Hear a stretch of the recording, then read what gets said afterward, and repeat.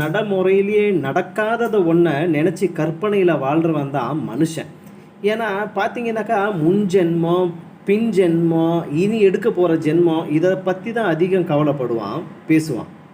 ஆனால் இப்போ நடந்துக்கிட்டு இருக்கிற இந்த நிகழ்காலம் உண்மை, அதில் மாற்றம் இல்லை. இதை புரிஞ்சுக்கிட்டா போதுமானது. ஏன்னா இது உண்மை, இந்த பிறவி உண்மைங்கிறது உங்களுக்கு தெளிவாக தெரியணும்.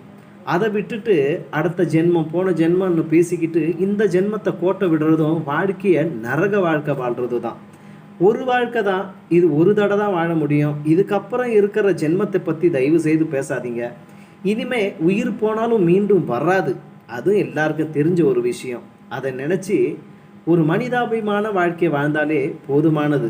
இதில் சம்பந்தமே இல்லாத தேவையில்லாத பிரச்சனையும் சண்டையும் கொண்டுட்டு வந்து வாழ்க்கையை நரகம் ஆக்கிறது தான் மிகப்பெரிய துன்பமும் கஷ்டமும்.